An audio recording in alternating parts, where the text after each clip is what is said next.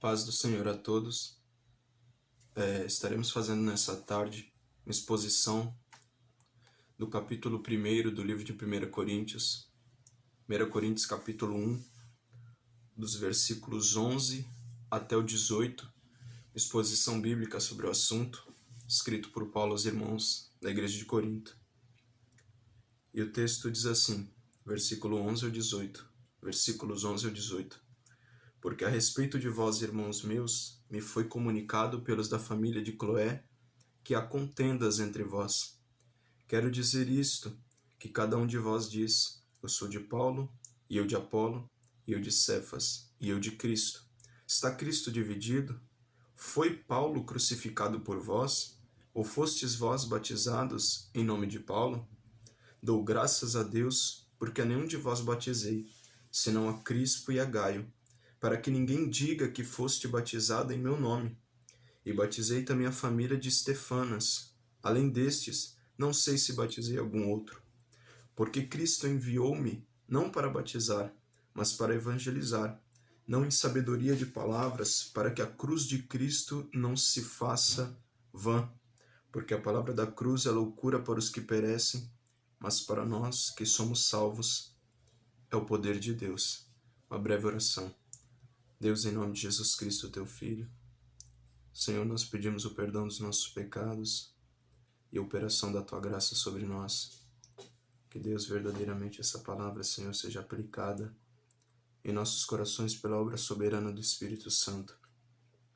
Que os nossos corações estejam abertos e os ouvidos atentos a cada palavra que o Senhor, pelo teu Espírito, há de falar conosco, por meio do poder da palavra e pela ação soberana do Senhor. Que o teu nome seja glorificado, desde agora e para sempre. Assim oramos para a glória do Pai, do Filho e do Espírito Santo. Amém. A Bíblia diz o seguinte, como nós lemos no versículo 11, que Paulo diz assim, porque a respeito de vós, irmãos meus, me foi comunicado pelos da família de Cloé que há contendas entre vós. A quem Paulo está escrevendo? Paulo está escrevendo aos irmãos da igreja de Corinto, uma cidade grega do seu tempo, já não gloriosa como um dia foi, mas ainda assim uma cidade grega com costumes de idolatria e práticas pecaminosas na área sexual. E essa igreja foi formada em Atos 18, onde Paulo chega, encontra um casal chamado Priscila e Áquila, e eles, por um tempo, eles trabalham no ofício de fazer tendas. Mas Paulo ia aos sábados, dia onde os judeus se reuniam nas sinagogas, para pregar a eles, como é possível ver no capítulo 18 de Atos e versículo 4, que todos os dias e todos os sábados disputava na sinagoga e convencia judeus e gregos. Ou seja, Paulo pregava todos os sábados em Corinto, nas sinagogas, que Jesus Cristo era o Messias, era o Salvador, tanto para judeus quanto para não-judeus que se reuniam ali naquela sinagoga. Mas o versículo 6 de Atos 18, ele diz que eles resistiram e blasfemaram aquela palavra. E Paulo, ele diz que o seguinte, o vosso sangue seja sobre a vossa cabeça, eu estou limpo, e desde agora parto para os gentios. Paulo cumpre, em outras palavras, aquilo que Jesus mesmo falou no capítulo 10, quando ele envia os seus discípulos, e ele diz que em qualquer cidade ou casa que eles não fossem recebidos ou não dessem atenção à sua palavra, que eles ficassem em paz e sacudissem o pó, a poeira dos pés, e que haveria rigor maior para eles do que para as regiões de Sodoma e Gomorra, porque eles estariam várias vezes ouvindo e recebendo a oportunidade do Evangelho e rejeitariam, como nós vemos isso escrito em Mateus 10. Então Paulo ele vai embora, só que na sequência, o capítulo 18 de Atos, versículos 7 e 8, diz que ele entra na casa de um homem próximo, junto à sinagoga. E a Bíblia já diz que no versículo 8 que um homem chamado Crispo, que é chamado de principal da sinagoga, ele creu com toda a sua família. E não somente ele, mas a Bíblia também diz que muitos das pessoas da cidade de Corinto creram, ouviram o evangelho e foram batizados. No versículo 9 ainda de Atos 18, o próprio Deus aparece em visão a Paulo e diz para que ele não tema, porque começou sendo rejeitado e agora alguma coisa estava acontecendo e os sinais estavam vindo. E o Senhor não diz para que ele não tema e nem pare de pregar pela rejeição que ele tinha sofrido no início, mas que ele continue, que ninguém lançaria mão nele porque ele tinha muito povo da parte de Deus ali naquela cidade. E a Bíblia diz no versículo 11, ficou ali 1 ano e 6 meses, Paulo, ensinando entre eles a palavra de Deus. Então, nesse capítulo, se inicia a igreja de Corinto com um homem de destaque, antigamente na sinagoga, como nós vemos no versículo 8, que é Crispo, a sua família. Então, Crispo se converte um grande homem com status religioso e social para o judaísmo, abandona o judaísmo e se converte ao cristianismo. A sua família e outras pessoas da cidade de Corinto creem em Jesus Cristo, recebem o evangelho e de prontidão eles são batizados. Um dos ensinos que nós podemos tirar é do versículo 6 de Atos 18, que é o início à formação da igreja de Corinto, como uma introdução a essa palavra, que Paulo inicialmente pregou, porém foi rejeitado e não foi aceitada a sua mensagem. Mas como nós vemos, o próprio Jesus tinha dito em Mateus 10, que quando os discípulos fossem a algum lugar e a sua palavra não fosse a palavra que eles levariam da parte de Deus, não fosse aceita e eles fossem rejeitados, que eles sacudissem a poeira dos pés e fossem embora em paz, porque eles fizeram a sua parte. Nós também lembramos de 1 Samuel capítulo 8, quando o povo olha para Samuel e diz que Samuel já está velho, os seus filhos não andam segundo a lei e que eles queriam um rei. E o próprio Deus fala com Samuel para que ouça o que o povo fala, porque o povo rejeita a Deus para que não reine sobre eles. Então, quando o povo rejeitou a palavra de Deus e as lideranças que Deus colocou, Deus fala a Samuel, em 1 Samuel 8, que o próprio Deus rejeitou. Eles rejeitaram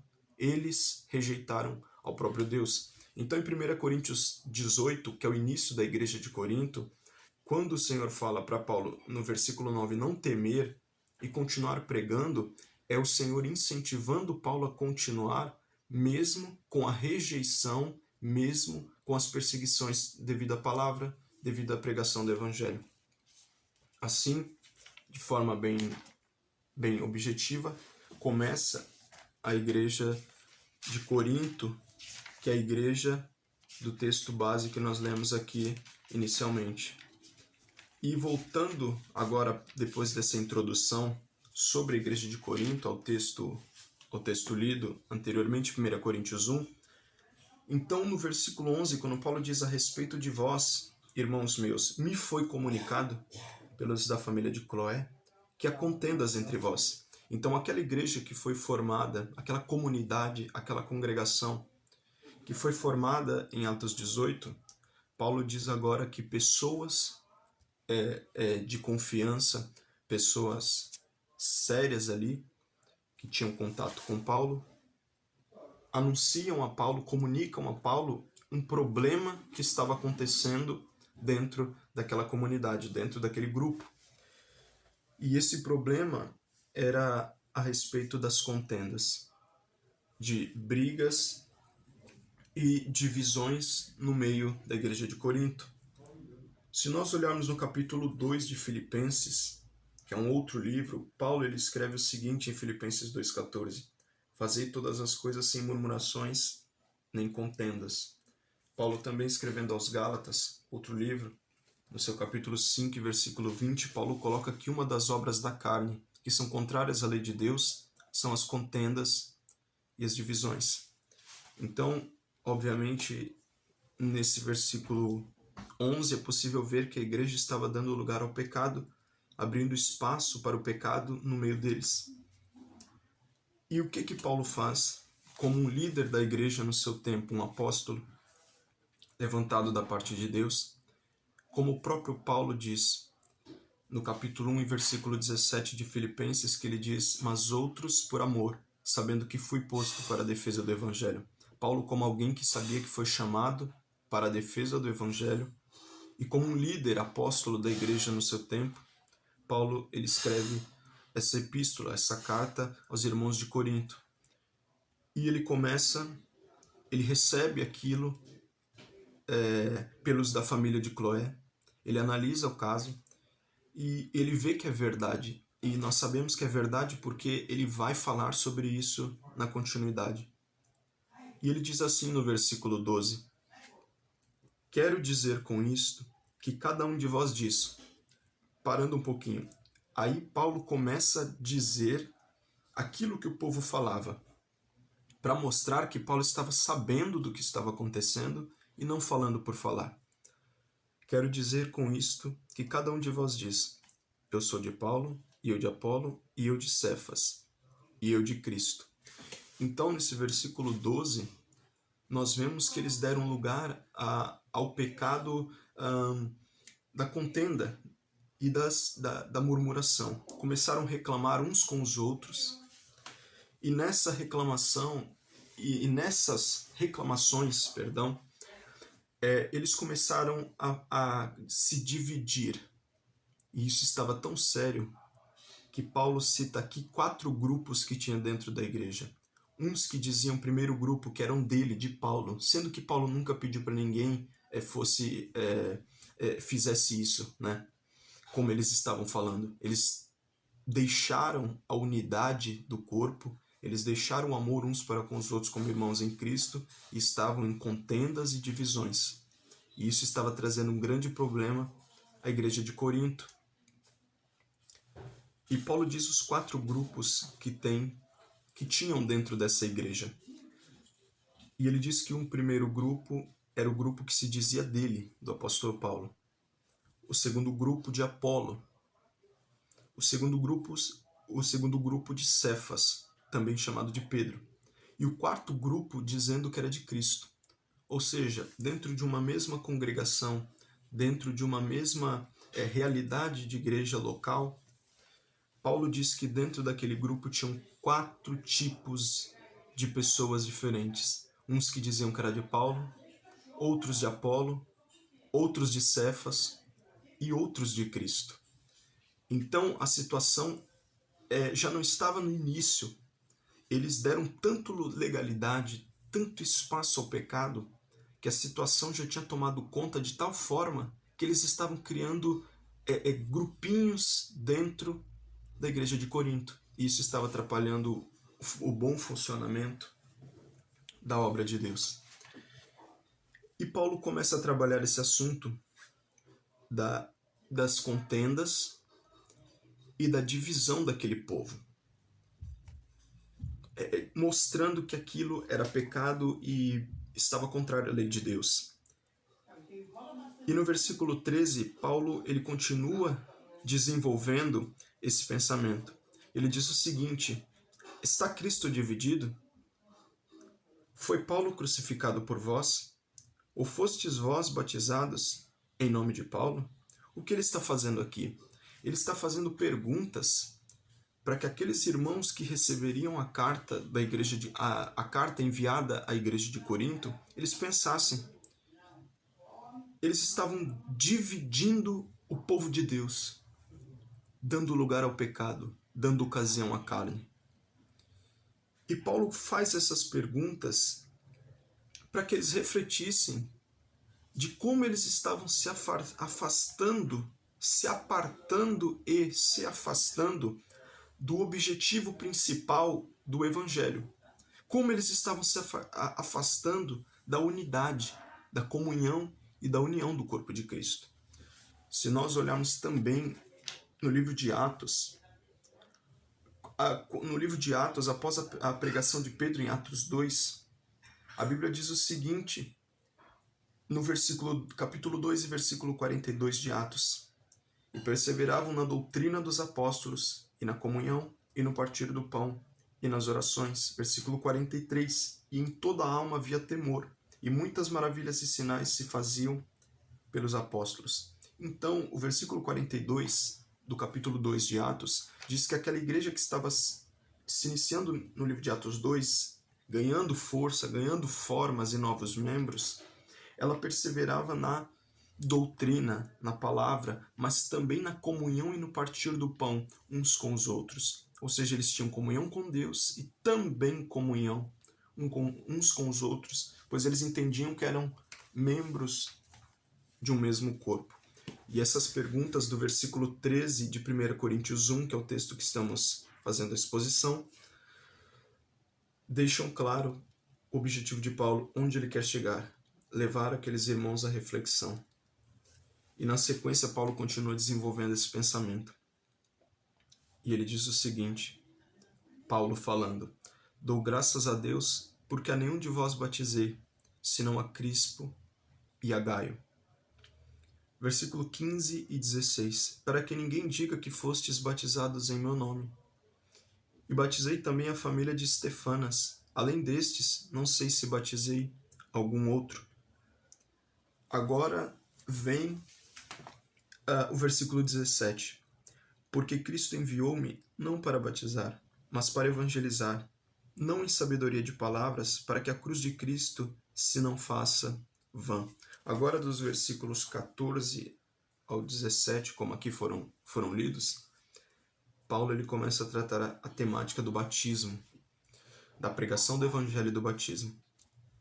E Paulo ele diz que não é que Paulo era contra o batismo, muito pelo contrário, porque se nós olharmos no capítulo 9, no próprio capítulo 9 de Atos, Paulo, após Ananias orar por ele, Ananias vem, ora por ele, e a Bíblia diz no versículo 18 de Atos 9 que Ananias vem, ora por ele, as escamas caem, ele volta a ver nitidamente, e ele se levanta e ele é batizado.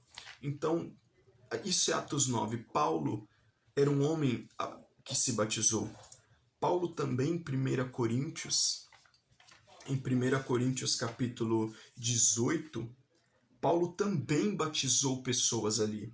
Porque o versículo 8 diz que Crispo e a sua família creram no Evangelho, muitos da cidade de Corinto, e Paulo mediante aquela pregação, aqui ainda está dizendo que mediante a pregação de Paulo, eles não somente creram, que é o final do versículo 8 de Atos 18, eles creram e foram batizados.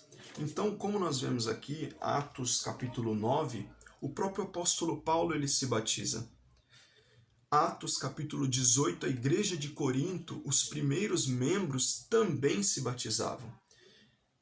Paulo fala aqui, como nós lemos, sobre batismo. Então, Paulo não é contra o batismo. Paulo é a favor do batismo. Paulo incentiva o batismo como uma decisão, uma posição na presença de Deus, porque o batismo é uma declaração de fé.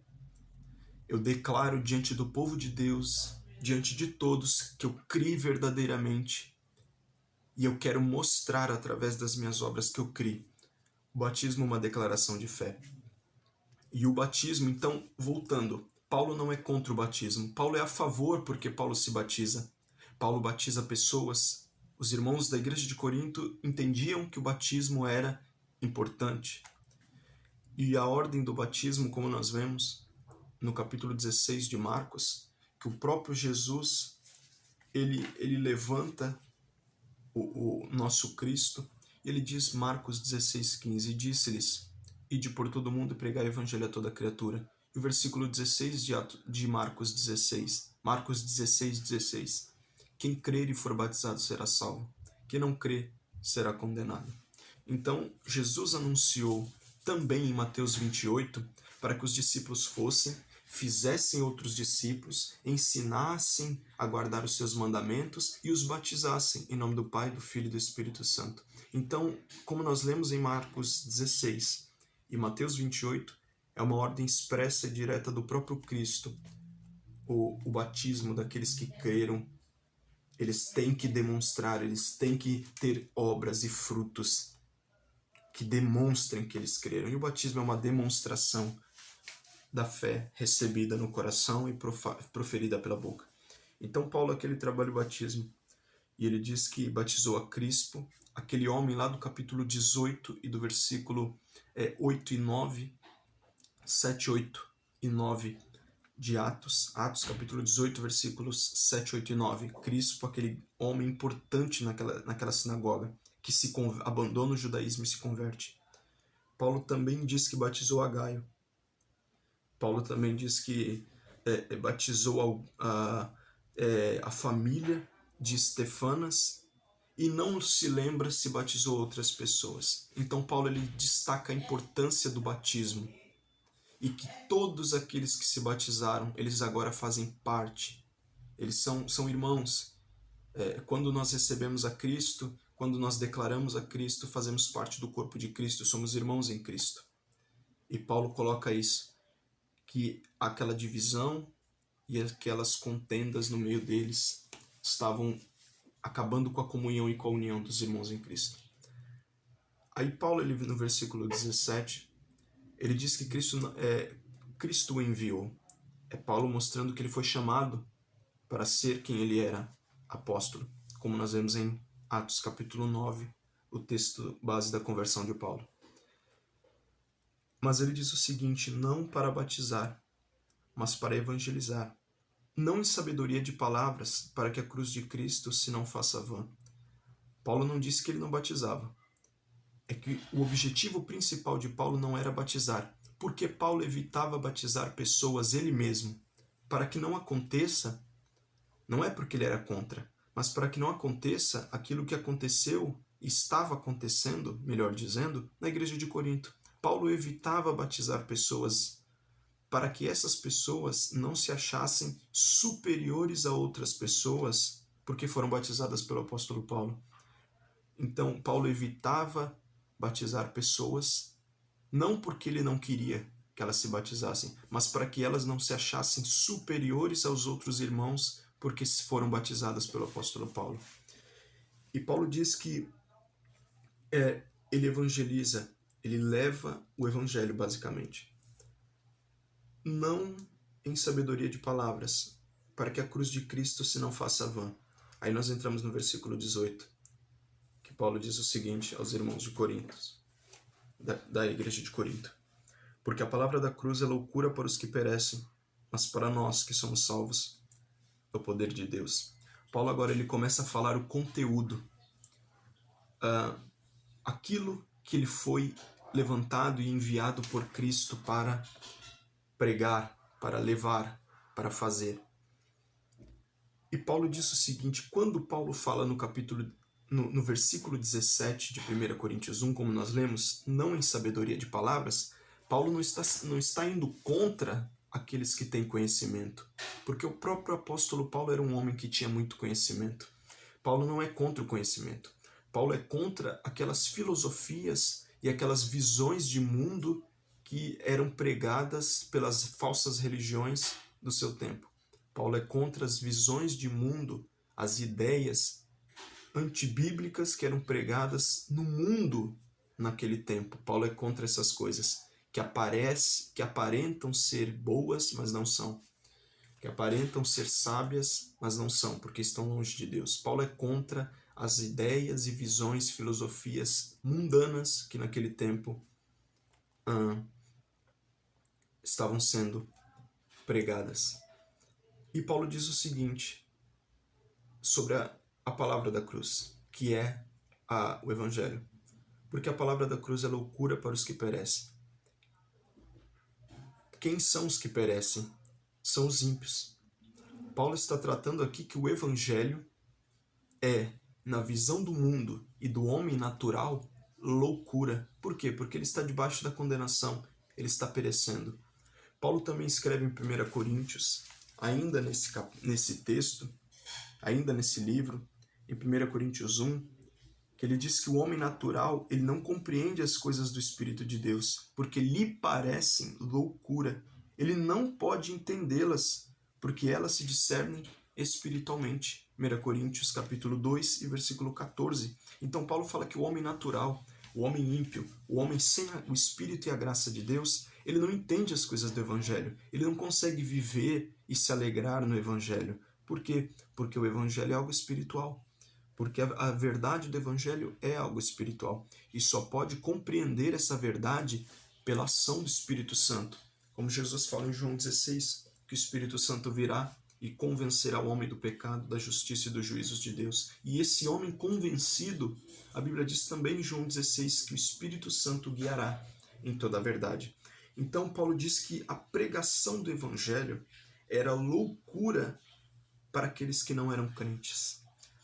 Paulo diz que a pregação do Evangelho era loucura na visão dos homens do mundo. Se nós olharmos também o livro de Mateus, o próprio Jesus, ele trabalha essa ideia de que a pregação do Evangelho, na visão dos ímpios, também é loucura. Jesus mostra isso no capítulo 24 de Mateus, que ele diz que a vinda do Filho do Homem será como nos dias anteriores ao dilúvio, que as pessoas vão casar, comer, beber, casar, dar-se em casamento, até que venha o dilúvio e pegue os ímpios de surpresa. Ele também considera, como nós vemos, que assim estará o mundo e as pessoas. Não era somente no tempo de Paulo que a pregação do Evangelho era vista como loucura, porque nós vemos aqui em Mateus 24 que Jesus falou que assim será também antes da vinda do Filho do Homem, que é o próprio Jesus. Jesus mesmo disse que em Mateus 24 que antes da sua vinda assim será, comendo, bebendo, casando, dando-se em casamento, ou seja, vivendo loucamente como se nada fosse acontecer. Porque na visão do homem ímpio, a pregação e a palavra da cruz, a palavra do Evangelho é loucura. Só que Paulo continua e diz assim: mas para nós que somos salvos, mas para nós os crentes que já fomos alcançados, que já fomos iluminados pelo Espírito Santo, pela graça de Deus, e recebemos a salvação, recebemos o Evangelho, para nós os crentes, o Evangelho é poder de Deus. Paulo também, quando ele escreve aos Romanos, capítulo 1, versículo 16, Paulo explica sobre o Evangelho. E ele diz que não se envergonha do Evangelho. Porque ele diz que o Evangelho é poder de Deus para a salvação de todo aquele que crê, primeiro do judeu, também depois do grego. Paulo coloca que ele não se envergonha de pregar e nem de padecer pelo Evangelho, porque ele sabe que somente esse Evangelho é poder de Deus para a salvação de pecadores. Então, para nós, os crentes e para os crentes da igreja de Corinto, Paulo diz que o Evangelho é poder de Deus para a salvação. O próprio Senhor Jesus, em Marcos 16,15, como aqui já foi citado, disse-lhes: ide por todo mundo e pregar o Evangelho a toda criatura. O próprio Jesus deu a ordem para a igreja sair e pregar. Jesus também, em Atos capítulo 1, Jesus ele aparece para os discípulos ressuscitado, antes dele subir aos céus, e ele disse que eles ficassem em Jerusalém até que recebessem o poder do alto, revestimento do poder do alto, e depois eles deveriam ir e pregar na Judéia, em Samaria e até os confins da terra, ou seja, o Evangelho ser pregado a judeus e aqueles que não eram judeus, para que houvesse salvação dos pecadores. Então o Evangelho é poder de Deus. O versículo 22, que não foi lido, de 1 Coríntios 1, Paulo diz o seguinte: por que Paulo tem que repetir de novo que nós temos que ser fiel à palavra do Evangelho? Por que Paulo fala de novo para que os irmãos voltem ao Evangelho? Para que os irmãos não se afastem do Evangelho? Porque o versículo 22, Paulo diz o seguinte, ele dá uma informação sobre esse assunto. Ele diz o seguinte: porque os judeus pedem sinal e os gregos buscam sabedoria. Repetindo de novo, porque os judeus pedem sinal e os gregos buscam sabedoria. Paulo ele está tratando aqui, de novo, da importância da igreja se manter fiel à palavra, não dando legalidade ao pecado e nem dando ocasião, abertura para o adversário. E aqui ele diz que as pessoas daquele tempo que ouviam a pregação, as pessoas daquele tempo que ouviam a mensagem, como ele disse, judeus e gregos, judeus, gregos significam todos aqueles que não eram judeus. Ele diz que eles chegavam para ouvir a mensagem,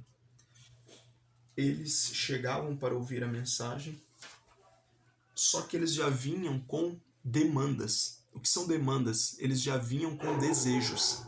Quando os judeus e os não-judeus, aqueles que não eram judeus, vinham ouvir a pregação, Paulo diz que eles já vinham querendo ouvir algumas coisas, ou seja, eles já vinham com demandas, eles já vinham com desejos. Eu quero ouvir isso, isso, isso. Eu quero isso, isso, isso. Se não for isso aqui falado, se isso não for falado, se isso não for me dado, eu não quero. Eles já vinham com demandas. Paulo mostra o seguinte, que a igreja deve ser fiel à palavra até o fim, como nós lemos também em Atos 2, dos versículos 40 ao 42, que eles perseveravam na doutrina, na comunhão, no partir do pão e nas orações. Nós devemos perseverar na doutrina, na palavra e na comunhão, não somente com Deus, porque o texto fala de oração, mas também uns com os outros, que é na comunhão e no partir do pão. Nós devemos perseverar na verdade do Evangelho. E Paulo diz o seguinte, que os judeus vinham e os gregos vinham para ouvir a palavra, mas eles vinham com demandas, eles vinham com desejos e vontades a serem saciadas e cumpridas. Só que Paulo também aqui nesse capítulo, como nós vemos aqui no versículo 18 e um pouquinho mais para frente, Paulo diz que o evangelho é poder de Deus. Paulo fala para a igreja de Corinto que o evangelho é poder de Deus para salvar, porque muitas pessoas estavam se afastando do evangelho e outras pessoas que estavam vindo para ouvir o evangelho, eles já não queriam ouvir o evangelho. Eles queriam ouvir outra coisa que não é o evangelho. E Paulo diz o seguinte, a igreja não estava ali para pregar, nem a igreja estava naquele tempo, nem nós, a igreja do nosso tempo, estamos aqui para pregar o que o povo quer ouvir. Nós fomos chamados e levantados para pregar aquilo que o Senhor nos tem mandado, que é o seu santo evangelho. Paulo fala aqui também, Paulo fala o seguinte, que no versículo 23 de 1 Coríntios capítulo 1, mas nós pregamos a Cristo crucificado, que é escândalo para os judeus e loucura para os gregos. O que ele está falando isso? Na visão das pessoas que estavam vindo ouvir a pregação, eles estavam dizendo que aquele tipo de mensagem era loucura. Aquele tipo de palavra era loucura. Por quê? Porque o homem natural não entende e o homem natural não deseja aquilo que provém de Deus. E Paulo diz o seguinte, no versículo 22, como nós lemos, os judeus pedem sinal, os gregos sabedoria. Mas no versículo 23, Paulo diz que nenhuma das duas coisas eles iam fazer. Primeiro, que nós não usamos a sabedoria que Deus nos deu para mostrar que nós sabemos mais do que alguém. Então Paulo diz, e nem nós mesmos é que fazemos os sinais. Não, Paulo diz, a sabedoria vem de Deus, os sinais vêm de Deus. O que nós fazemos? No versículo 23, mas nós pregamos a Cristo crucificado. Paulo diz, nós pregamos o Evangelho. E o Evangelho é a demonstração da inteligência da sabedoria de Deus. O Evangelho, sendo pregado, os sinais virão. O que ele estava falando para aquelas pessoas? Não somos nós que fazemos os sinais. Não somos nós que aprendemos de nós mesmos. A sabedoria vem do alto. Os sinais vêm do alto. E tudo isso é para a glória de Deus. E ele diz o seguinte, que eles continuavam firmes, mas nós pregamos a Cristo crucificado. Versículo 23 de 1 Coríntios 1, que é escândalo para os judeus e loucura para os gregos. O que Paulo está falando? A sabedoria não é nossa. Os sinais não são nossos. Nós vamos continuar sendo fiéis na vida, na busca e no trabalho. As são as palavras de nosso Senhor Jesus Cristo. Nós vamos perseverar sendo fiéis ao Evangelho até o fim, pregando o Cristo crucificado. Quando Paulo fala do Cristo crucificado, Paulo aponta para a obra de salvação, para a obra realizada por Jesus Cristo na cruz, uma vez assim, por nós. Como nós vemos em Mateus 27, Cristo crucificado, Cristo morto, crucificado, mas nós vemos no capítulo 28 do livro de Mateus, Cristo ressuscitado. No 27 ele é morto e sepultado. No 28 ele ressuscita. Então, Paulo está dizendo o seguinte: nós não vamos pregar aquilo que as pessoas querem. Paulo diz, nós não vamos pregar aquilo que os ouvintes acham que é bom. Paulo diz, nós temos que pregar o Evangelho. Porque quando Paulo cita no versículo 23, mas nós pregamos a Cristo crucificado, Paulo está basicamente dizendo, mas nós vamos pregar o Evangelho. Porque é como se Paulo dissesse, o que vocês realmente precisam é do Evangelho. E Paulo se coloca, e não somente Paulo coloca que ele vai fazer isso. Paulo diz que a igreja de Corinto também devia fazer isso. O que Paulo está falando para a igreja de Corinto? Ele está chamando pelo poder da palavra, pela ação do Espírito Santo, que é soberano, aquela igreja ao arrependimento, que eles abandonassem as contendas, as divisões, as brigas, e que eles pudessem se unir para fiéis levarem a palavra de Deus. Porque Paulo diz que essa palavra, que para o mundo é loucura, nós sabemos que é o poder de Deus para a salvação. Paulo diz, ponham a vida de vocês em ordem. Parem de perder tempo com brigas, com contendas, com divisões e com pecado. Paulo, quando ele escreve aos Efésios, Paulo ele dá uma orientação, de certa forma, dura, mas ele diz o seguinte, Efésios 4:27, Paulo diz o seguinte, não deis lugar ao diabo.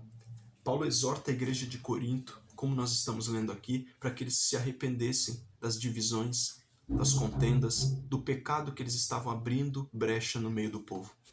Paulo chama a igreja de Corinto ao arrependimento, para que eles não deem lugar ao diabo. Se eles se arrependerem dos pecados, confessarem, como nós vemos em 1ª Epístola de João, capítulo 1, e versículo 9, se confessarmos os nossos pecados, ele é fiel e justo para nos perdoar os pecados e nos purificar de toda injustiça. Paulo está escrevendo aqui aos coríntios, se arrependam dos pecados, ponham a vida em ordem, voltem para o caminho, voltem para as boas obras que um dia vocês já fizeram, abandonem a contenda, abandonem as dissensões, abandonem as divisões, as brigas e outros pecados, sejam fiéis a Cristo. E sejam instrumentos de Cristo para a pregação e o anúncio do Evangelho. Por quê? Porque o Evangelho é poder de Deus para salvar. Existe uma frase que diz o seguinte, para a glória de Deus e a salvação dos homens.